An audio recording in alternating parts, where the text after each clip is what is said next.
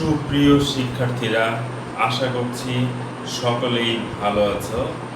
আমরা ইতোমধ্যেই শুরু করেছি আমাদের পদার্থবিজ্ঞান দ্বিতীয় পত্রের তৃতীয় অধ্যায় চ্যাপ্টারের নাম চলতড়িৎ। ইতোমধ্যেই আমরা 2টা ক্লাস নিয়েছি।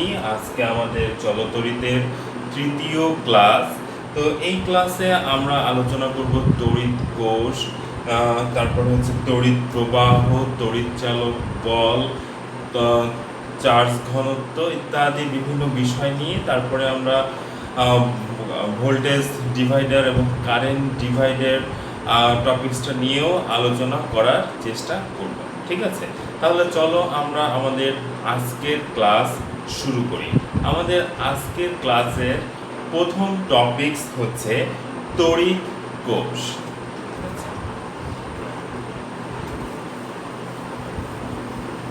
এগুলো আমরা ডেফিনেশন জ্ঞানমূলক প্রশ্নের জন্য শিখব। তাহলে আমাদের প্রথম তড়িৎ কোষ।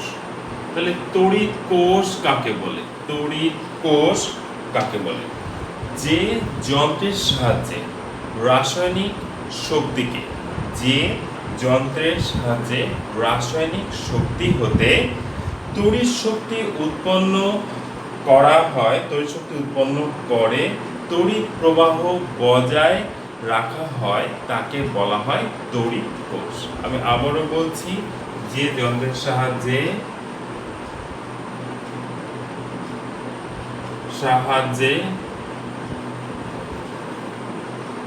রাসায়নিক শক্তি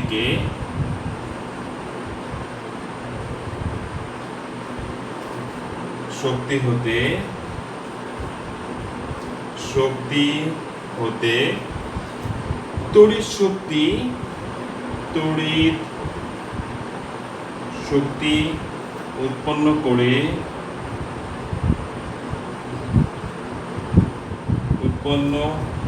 তড়িৎ প্রবাহ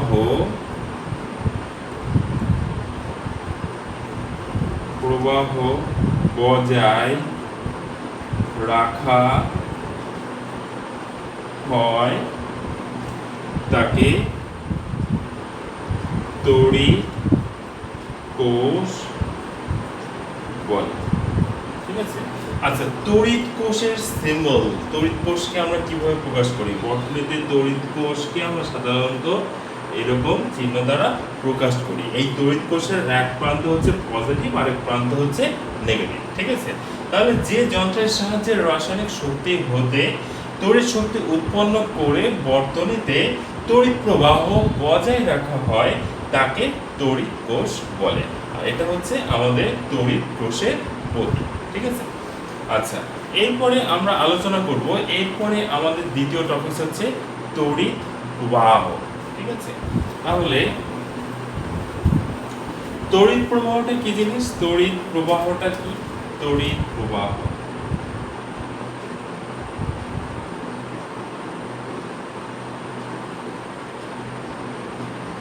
আচ্ছা, তড়িৎ প্রবাহ কখন উৎপন্ন হয়? দুটি ভিন্ন বিভবে চার্জিত, ঠিক আছে, দুটি ভিন্ন বিভবে চার্জিত কোনো দুটি ভিন্ন বিভবে চার্জিত বস্তুকে একটি সরু তড়িৎ প্রবাহের মধ্য দিয়ে চালনা করলে এর মধ্য দিয়ে তড়িৎ প্রবাহিত হয়। ঠিক আছে, আর আমরা সাধারণত জানি তড়িৎ সাধারণত উচ্চ বিভব থেকে নিম্ন বিভবের দিকে প্রবাহিত হয়। তড়িৎ সাধারণত উচ্চ বিভব থেকে নিম্ন বিভবের দিকে প্রবাহিত হয়। ঠিক আছে, এই কথাটা ভালো করে মাথায় রাখবে তোমরা। আমি আবারও বলছি, তড়িৎ সাধারণত উচ্চ বিভব থেকে নিম্ন বিভবের দিকে প্রবাহিত হয়। ঠিক আছে, তাহলে এখন তড়িৎ প্রবাহের সংজ্ঞা কি? কোনো পরিবাহীর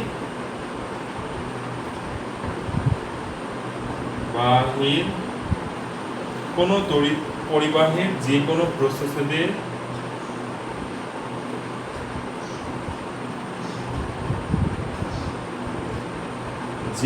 প্রস্থচ্ছেদের মধ্য দিয়ে একক সময়ে যে চার্জ প্রবাহিত হয়, যে পরিমাণ আধান বা চার্জ প্রবাহিত হয় তাকে বলে তড়িৎ প্রবাহ।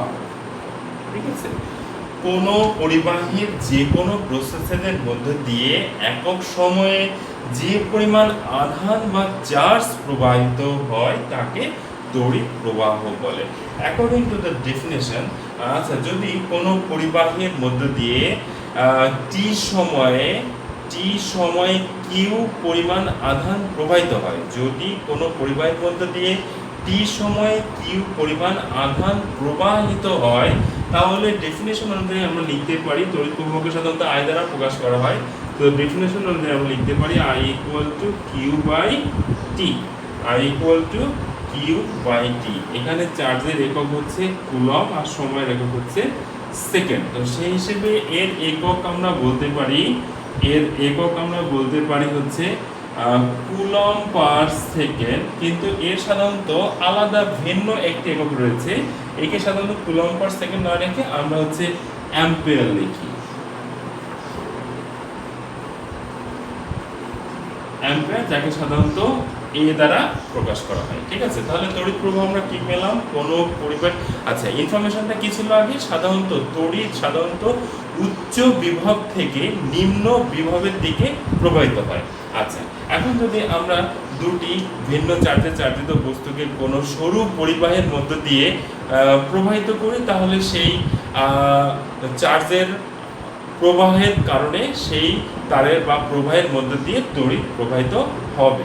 ঠিক আছে, আচ্ছা, তাহলে তড়িৎ প্রবাহটা কি জিনিস? এক্স্যাক্টলি ডেফিনেশন যদি আমরা লিখতে চাই, তো তড়িৎ প্রবাহ হচ্ছে কোনো পরিবাহীর যে কোনো প্রস্থচ্ছেদের মধ্য দিয়ে একক সময়ে যে পরিমাণ আধান বা চার্জ প্রবাহিত হয় তাকে বলে তড়িৎ প্রবাহ।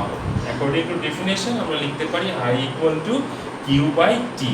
এর একক হচ্ছে কুলম্ব পার সেকেন্ড লিখতে পারি, বা এর আলাদা একটি একক রয়েছে, তার নাম হচ্ছে অ্যাম্পিয়ার, যাকে এ দ্বারা প্রকাশ করা হয়। এখন আমাদের পরবর্তী টপিক হচ্ছে অ্যাম্পিয়ার কাকে বলে, 1 অ্যাম্পিয়ার কাকে বলে। ঠিক আছে,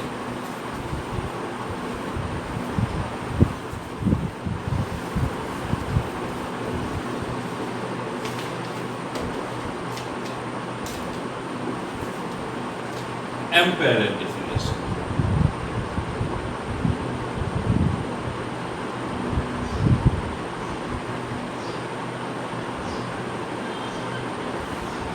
দেখো, শূন্য স্থানে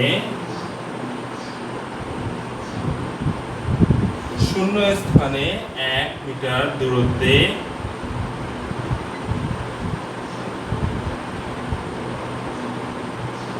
দূরত্বে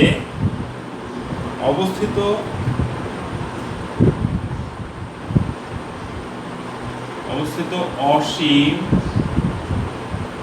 দৈর্ঘ্যের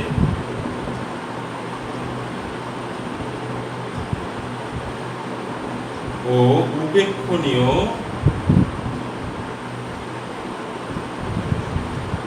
প্রস্থচ্ছেদের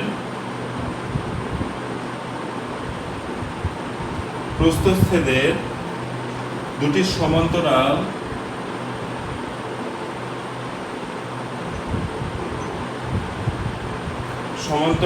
সরল পরিবাহকের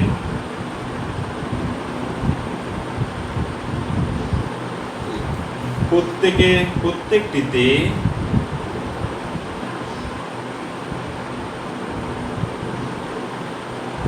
যে পরিমাণ তড়িৎ প্রবাহ চললে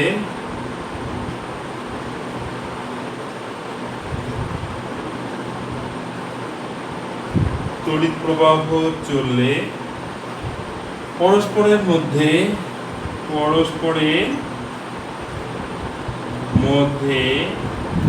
প্রতি মিটার দৈর্ঘ্যে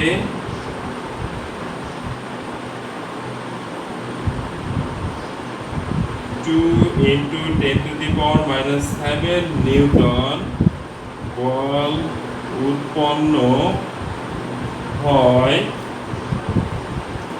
তাকে 1 অ্যাম্পিয়ার বলে। ঠিক আছে, তাহলে আমরা কি পেলাম?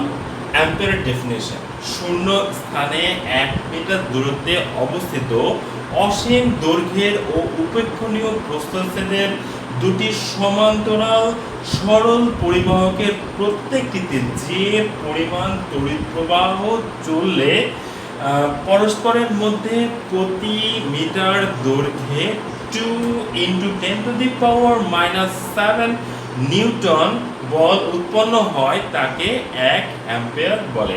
এটা ভেরি ইম্পর্টেন্ট একটা ডেফিনেশন জ্ঞানমূলক হিসেবে ভেরি ইম্পর্টেন্ট। ঠিক আছে, আমি আবার বলছি, শূন্য স্থানে 1 মিটার দূরত্বে অবস্থিত অসীম দৈর্ঘ্যের ও উপেক্ষণীয় প্রস্থচ্ছেদের দুটি সমান্তরাল সরল পরিবাহকের প্রত্যেকটিতে যে পরিমাণ তড়িৎ প্রবাহ চললে পরস্পরের মধ্যে প্রতি মিটার দৈর্ঘ্যে 2 × 10⁻⁷ নিউটন বল উৎপন্ন হয় তাকে 1 অ্যাম্পিয়ার বলে। ঠিক আছে, আচ্ছা, এর আগে আমরা চার্জের একক কি দেখেছিলাম? কুলম দেখেছিলাম, তাই না? তো চার্জের একক কুলম, সেই কুলমের ডেফিনেশন আমরা একটু শিখে আসি। তাহলে 1 কুলম কাকে বলে, কুলম কাকে বলে?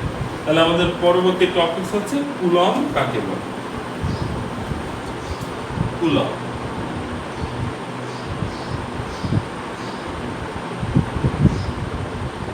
আচ্ছা, আমরা একটু ডেফিনেশন থেকে দেখে আসি। আমরা কি লিখেছি?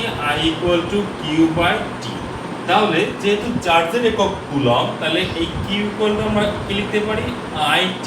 তাহলে এইখান থেকে আমরা যদি এখন ডেফিনেশন চিন্তা করি, কি লিখতে পারি? কোনো পরিবাহীর মধ্য দিয়ে 1 অ্যাম্পিয়ার প্রবাহ 1 সেকেন্ড ধরে চললে ওই পরিবাহীর মধ্যে যে পরিমাণ চার্জ প্রবাহিত হয় তাকে বলা হয় 1 কুলম। ঠিক আছে, আমি লিখে দিচ্ছি, কোনো পরিবাহীর মধ্যে, দেখো, কোনো পরিবাহীর মধ্য দিয়ে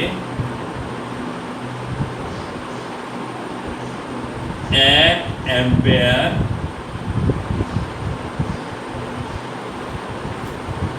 প্রবাহ 1 সেকেন্ড চললে ওই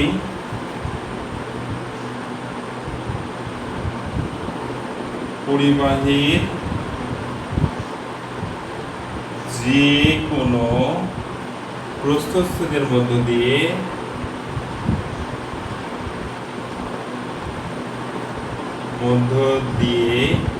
যে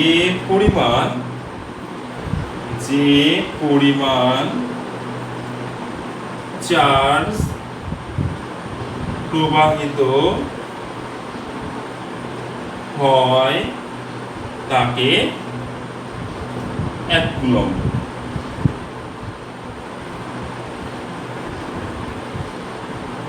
ঠিক আছে, 1 কুলম বা কুলম। তাহলে আমি আবারও বলছি, তাহলে কোনো পরিবাহীর মধ্য দিয়ে 1 অ্যাম্পিয়ার প্রবাহ 1 সেকেন্ড চললে পরিবাহীর যে কোনো প্রস্থচ্ছেদের মধ্য দিয়ে যে পরিমাণ চার্জ প্রবাহিত হয় তাকে 1 কুলম বলে। ঠিক আছে, এটাও বেশ ইম্পর্টেন্ট একটা জ্ঞানমূলক প্রশ্ন।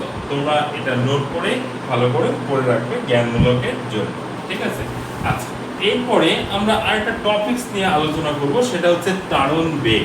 তাড়ন বেগটা কি জিনিস সেটা আমরা আলোচনা করছি। তাড়ন বেগ,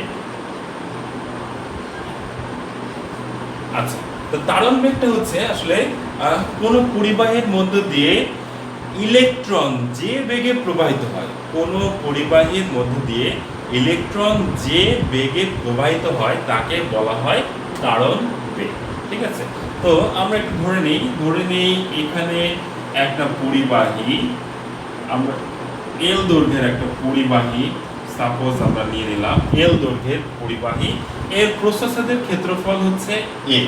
ঠিক আছে, আচ্ছা এখন আমরা জানি যে দিক দিয়ে তড়িৎ প্রবাহিত হয় তার বিপরীত দিক দিয়ে ইলেকট্রন প্রবাহিত হয়। তো ধরে নিলাম এই প্রান্তের বিভব বেশি, এই প্রান্তের বিভব কম, এই প্রান্তের বিভব বেশি, এই প্রান্তের বিভব কম। সো আমরা জানি তড়িৎ প্রবাহিত হয় কোথা থেকে কোথায়, আমরা জানি তড়িৎ প্রবাহিত হয় উচ্চ বিভব থেকে নিম্ন বিভবের দিকে। তাহলে এদিক দিয়ে যদি ধনাত্মক চার্জ প্রবাহিত হয় তাহলে এটাকে আমরা বলতে পারি তড়িৎ প্রবাহ। তাহলে নেগেটিভ চার্জ প্রবাহিত হবে তার বিপরীত দিক দিয়ে। তাহলে এটাকে আমরা লিখতে পারি মুক্ত ইলেকট্রন,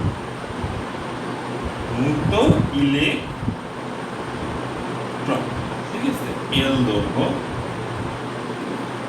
ওকে, আচ্ছা তাহলে এখন দেখো, তাহলে এই তারণ বেগটা হচ্ছে এই যে ইলেকট্রন, কোন পরিবাহীর মধ্য দিয়ে ইলেকট্রন যে বেগে ধাবিত হয় সেই বেগকে বলা হয় হচ্ছে তারণ বেগ।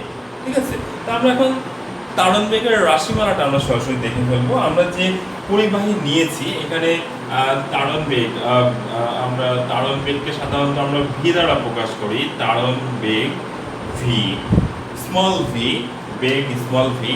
আচ্ছা, তো এর একক মিটার পার সেকেন্ড, যেহেতু এটা একটা বেগ। আচ্ছা, একক আয়তনে মুক্ত ইলেকট্রনের সংখ্যা যদি হয়, এই পরিবাহীর একক আয়তনে মুক্ত ইলেকট্রন সংখ্যা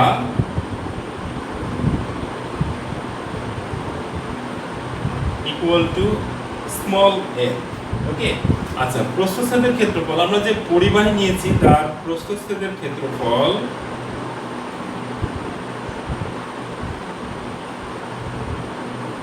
হচ্ছে এ, এবং আমরা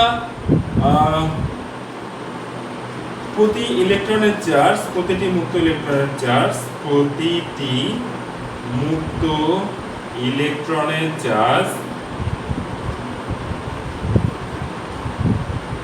ইকুয়াল টু যদি কিউ হয়, তাহলে তারণ বেগের রাশিমালা থেকে আমরা লিখতে পারি V equal to I by N A Q.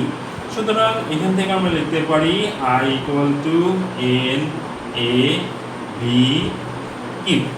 ঠিক আছে, এটাই হচ্ছে আমাদের তারণ বেগের রাশিমালা। আর এই তারণ বেগের ক্ষেত্রে তড়িৎ প্রবাহর পরিমাণটা কত সেটা আমরা এই ফর্মুলার সাহায্যে বের করতে পারি। তাহলে দেখো, তাহলে আমরা আবার বলছি, কোন পরিবাহীর মধ্যে দিয়ে ইলেকট্রন যে বেগে ধাবিত হয় তাকে আমরা বলতে পারি হচ্ছে তারণ বেগ। তো সেই তারণ বেগকে আমরা যদি ভি দ্বারা প্রকাশ করি, একক আয়তনে এই পরিবাহীর একক আয়তনে মুক্ত ইলেকট্রন সংখ্যা যদি এন হয় এবং এই পরিবাহীর প্রস্থচ্ছেদের ক্ষেত্রফল যদি এ হয় এবং প্রতিটি মুক্ত ইলেকট্রনের চার্জ যদি কিউ হয়, তাহলে তারণ বেগ থেকে তারণ বেগের সমীকরণ আমরা লিখতে পারি V equal to I by N A Q. V equal to I by N A Q, বা এই সমীকরণ থেকে লিখতে পারি I equal to N A V Q, I equal to N A V Q. এটি আমাদের তারণ বেগের রাশিমালার সমীকরণ। বক্স করে রাখো, কারণ ম্যাথ করার জন্য এটা আমাদের দরকার পড়বে সামনে। ঠিক আছে, তাহলে আমাদের এর পরের টপিক হচ্ছে প্রবাহ ঘনত্ব। তাহলে আমাদের এর পরের টপিক হচ্ছে প্রবাহ ঘনত্ব।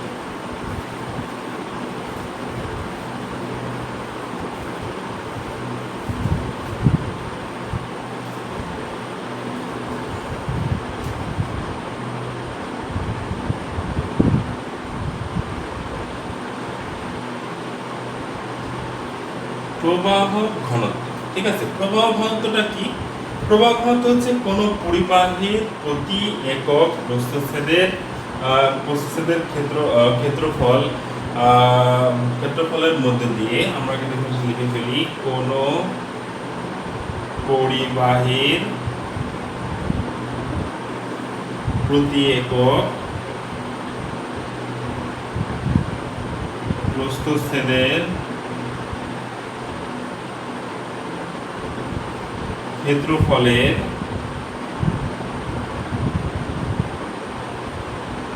মধ্য দিয়ে যে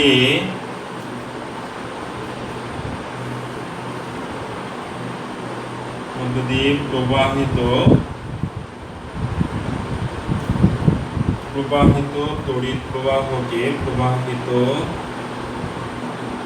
তড়িৎ প্রবাহকে প্রবাহ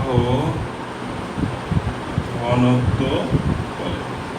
ঠিক আছে, তাহলে কোন পরিবাহীর প্রতি একক প্রস্থচ্ছেদের ক্ষেত্রফলের মধ্য দিয়ে প্রবাহিত তড়িৎ প্রবাহকে প্রবাহ ঘনত্ব বলে। প্রবাহ ঘনত্বকে সাধারণত যে দ্বারা প্রকাশ করা হয়। অ্যাকর্ডিং টু ডেফিনেশন আমরা লিখতে পারি যে ইকুয়াল টু আই বাই এ, অর্থাৎ প্রতি একক ক্ষেত্রফলের মধ্য দিয়ে যে তড়িৎ প্রবাহিত হয় তাকেই বলা হয় হচ্ছে প্রবাহ ঘনত্ব। এর এককটা কি হবে? এর এককটা হবে হচ্ছে যেহেতু আমরা জানি আই এর একক হচ্ছে অ্যাম্পিয়ার এবং এর একক হচ্ছে ক্ষেত্রফলের একক মিটার স্কয়ার, তাই এর একক আমরা লিখতে পারি অ্যাম্পিয়ার পার মিটার স্কয়ার। ঠিক আছে, তাহলে এর এককটা পেয়ে গেলাম। আচ্ছা, এখন আমরা আরেকটু দেখো, একটু আগে আমরা আই ইকুয়াল টু কি পেয়েছিলাম? N A V Q. তাহলে এন এ ভি কিউ একক তো ক্লিয়ার মোটামুটি। এন এ ভি কিউ যদি আমরা এখানে বসিয়ে দিই তাহলে কি পাই দেখো? N A I equal to N A V Q, একটু আগে আমরা দাঁড়ান বেগের সমীকরণ থেকে পেলাম। তাহলে N A V Q divided by A, এখানে এ এ কাটা, তাহলে থাকলো কি? N V Q. এই J equal to N V Q, এটাও আমাদের আরো একটি গুরুত্বপূর্ণ সমীকরণ। আমি বক্স করে রাখলাম, তোমরাও বক্স করে রাখো, এটাও আমাদের সামনে কাজে লাগবে। ঠিক আছে, আচ্ছা, এখন আমরা আলোচনা করব কোষের অভ্যন্তরীণ রোধের জিনিসটা কি সেই বিষয়টা নিয়ে একটু আলোচনা করব। তাহলে লেখো,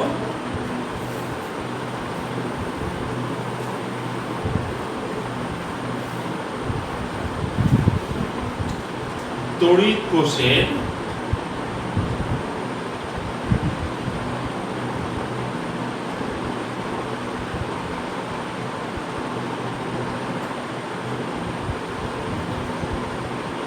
অভ্যন্তরীণ রোধ।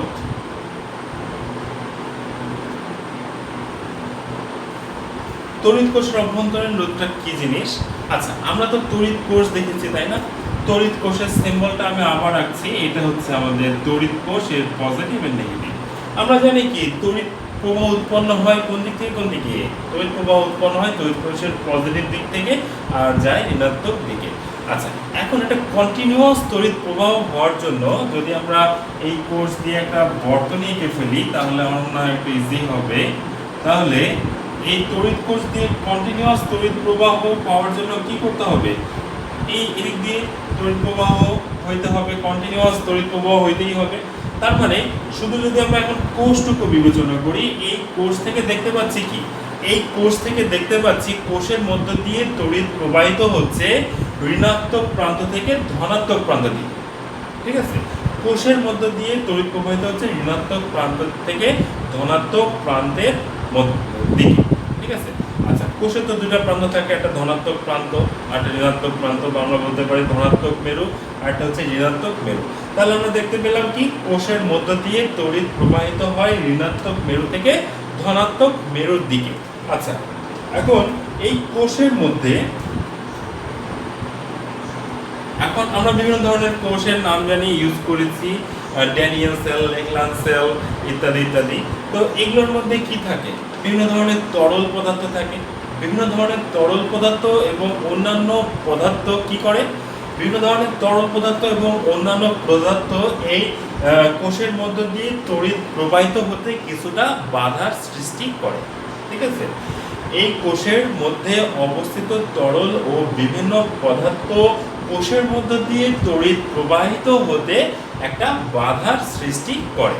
এই যে বাধাটা পাচ্ছে বা বাধা, তড়িৎ প্রবাহিত হতে বাধা পাওয়ার যে ধর্ম, এই বিষয়টাই তো আসলে রোধ। আর যেহেতু এটা কোষের মধ্যে সংঘটিত হচ্ছে, তাই এই বিষয়টাকে আমরা বলি হচ্ছে অভ্যন্তরীণ রোধ। ঠিক আছে, যেহেতু কোষের মধ্য দিয়ে কোষের মধ্যে অবস্থিত বিভিন্ন তরল পদার্থ এবং অন্যান্য পদার্থের কারণে তড়িৎ প্রবাহিত হতে বাধা সৃষ্টি হচ্ছে, সো এই বাধাটাকেই আমরা বলি হচ্ছে তড়িৎ কোষের অভ্যন্তরীণ রোধ। ঠিক আছে, একে সাধারণত স্মল আর দ্বারাই প্রকাশ করা হয়, সাধারণত স্মল আর দ্বারাই আমরা প্রকাশ করে থাকি অভ্যন্তরীণ রোধকে। আর এর একক, যেহেতু এটা একটা রোধ, তাই এর একক হচ্ছে ও। ঠিক আছে, তো এটা হচ্ছে এটাই ছিল আমাদের তড়িৎ কোষের অভ্যন্তরীণ রোধ। এরপরে আমরা চলে যাব তড়িৎচালক বল বা ইলেকট্রোমোটিভ ফোর্স, বা সংক্ষেপে এটাকে আমরা জানি ইএমএফ বলে। ঠিক আছে, তাহলে আমরা কি কি নামে জানি? তড়িৎচালক বল, বা ইংলিশে এটার নাম হচ্ছে ইলেকট্রোমোটিভ ফোর্স, এবং সংক্ষেপে এটাকে আমরা লিখতে পারি ইএমএফ। ওকে,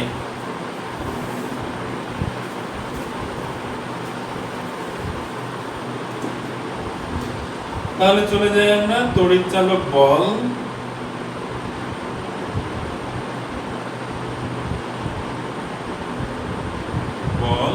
বা ইএমএফ, ইলেকট্রোমোটিভ ফোর্স। ডেফিনেশনটা আমরা কি জানি? একক চার্জকে তড়িৎ কোষ সমেত তড়িৎ বর্তনীর একটা বিন্দু হতে সম্পূর্ণ বর্তনী ঘুরিয়ে আবার ওই বিন্দুতে আসতে যে কাজ সম্পাদিত হয়, বা অন্য কথায় আমরা লিখতে পারি প্রবাহ চলমান রাখতে তড়িৎ কোষ যে শক্তি সরবরাহ করে তাকে বলা হয় তড়িৎচালক বল। ঠিক আছে, আমি ডেফিনেশনটা লিখে দিচ্ছি।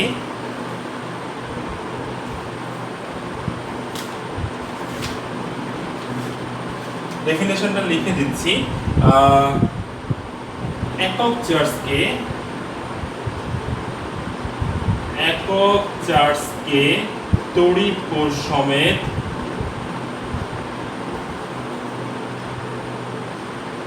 বর্তনীর কোনো বিন্দু হতে সম্পূর্ণ বর্তনী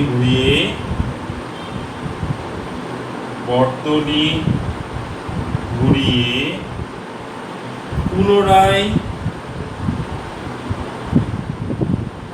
ওই বিন্দুতে আনতে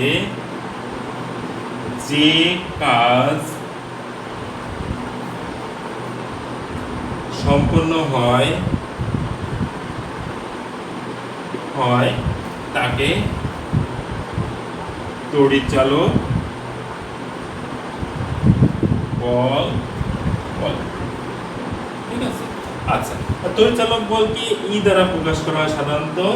ই ইকুয়াল টু আমরা কি পেলাম? W by Q. এই যে একক চার্জকে সম্পূর্ণ বর্তনী ঘুরিয়ে যে কাজ সম্পন্ন হয় সেটাকে আমরা ডেফিনেশন অনুযায়ী কি বলছি? তড়িৎচালক বল। আচ্ছা, এর একক দেখো, W এর একক কি? কৃতকাজ জুল, আর একক কি? কুলম্ব। তাহলে এর এককটা আমরা কি লিখতে পারি? এর এককটা আমরা লিখতে পারি জুল পার কুলম্ব, বা এর আরেকটি একক আছে সেটা হচ্ছে ভোল্ট। হ্যাঁ, সাধারণত ভোল্ট এককটাকেই আমরা ব্যবহার করে থাকি।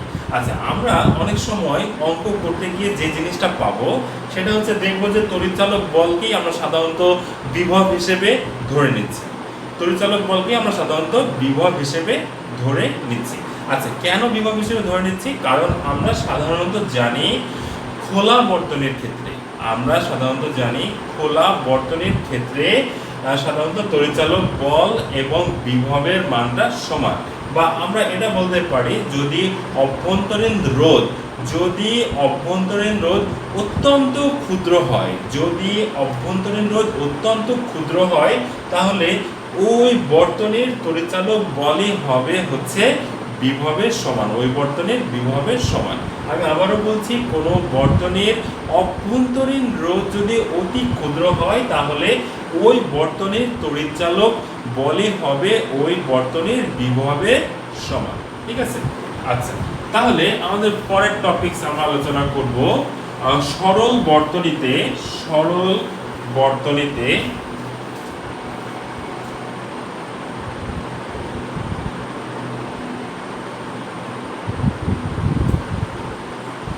সরল বর্তনীতে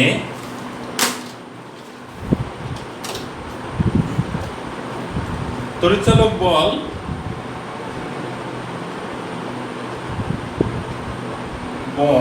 ও প্রবাহের সম্পর্ক।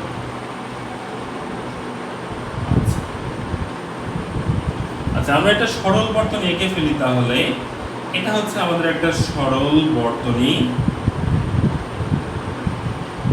প্লাস মাইনাস, এটা হচ্ছে আমাদের ইএমএফ, এর অভ্যন্তরীণ রোধ হচ্ছে আর, আর এটা আমাদের বহির্রোধ আর, ক্যাপিটাল আর। আচ্ছা, আমরা যদি এই বর্তনীতে কোষ যুক্ত করার সাথে সাথে এর মধ্যে দিয়ে তড়িৎ প্রবাহিত হবে হচ্ছে আই পরিমাণ, আই তড়িৎ প্রবাহিত, আই পরিমাণ তড়িৎ আর রোধের মধ্যে দিয়ে এই মাইনাস প্রান্তে আসবে, আবার মাইনাস প্রান্তের মধ্যে দিয়ে সে স্মল আর অর্থাৎ অভ্যন্তরীণ রোধ অতিক্রম করে আবার সে পজিটিভ প্রান্তে চলে আসবে। ঠিক আছে? তাহলে এই ক্ষেত্রে আমরা যে জিনিসটা পাই সেটা হচ্ছে শক্তির নিত্যতা সূত্র অনুযায়ী, শক্তির নিত্যতা অনুযায়ী আমরা লিখতে পারি E equal to V plus V prime. ভিটা কি? ভিটা হচ্ছে বহির্বর্তনীর বিভব আর ভি প্রাইমটা হচ্ছে অভ্যন্তরীণ বিভব। ঠিক আছে? ভি হচ্ছে বহির্বর্তনীর বিভব এবং ভি প্রাইমটা হচ্ছে অভ্যন্তরীণ বিভব। এখন ওহমের সূত্র অনুযায়ী আমরা কি জানি? ওহমের সূত্র হতে বহির্বর্তনী বহির্রোধ আর এবং অন্তস্থ বা অভ্যন্তরীণ রোধ স্মল আর এর জন্য ওহমের সূত্র হতে আমরা লিখতে পারি V equal to I R, আর এটা লিখতে পারি V prime equal to I small R. এখন ভি এবং ভি প্রাইমের মান যদি আমরা ইতে বসিয়ে দিই তাহলে আমরা কি দেখতে পাচ্ছি? E equal to I R plus I small R. আচ্ছা, এখন দেখো এখানে আমরা যদি E equal to I common নিই তাহলে লিখতে পারি small R capital R plus small R. সুতরাং I equal to E divide by capital R plus small R. এই অংশটুকুকেই আমরা বলি হচ্ছে সরল বর্তনীতে তড়িৎচালক বল এবং তড়িৎচালক বল সম্পর্ক। ঠিক আছে? এই জিনিসটাই হচ্ছে তড়িৎচালক বল এবং প্রবাহের মধ্যে সম্পর্ক। I equal to E divided by capital R plus small R, যেখানে ক্যাপিটাল আর হচ্ছে বহির্রোধ এবং স্মল আরটা হচ্ছে অভ্যন্তরীণ রোধ। ঠিক আছে? তাহলে আর আরেকটা বিষয়, এখানে এই অভ্যন্তরীণ যে বিভব, এই বিভবটা আসলে আমাদের বর্তনীতে কোনো কাজে লাগে না, তাই এই বিভবটাকে বলা হয় হচ্ছে নষ্ট ভোল্ট। এই বিভবটাকে বলা হয় নষ্ট ভোল্ট। ঠিক আছে? তো নষ্ট ভোল্ট কাকে বলে এটাও ভেরি ভেরি ইম্পর্টেন্ট একটা ডেফিনেশন। তো তোমরা তাহলে সকলেই এই টপিকসগুলো একটু ভালো করে বাসায় রিভাইজ করে ফেলবে। তো আজকের ক্লাস এই পর্যন্তই। সকলকে অসংখ্য ধন্যবাদ।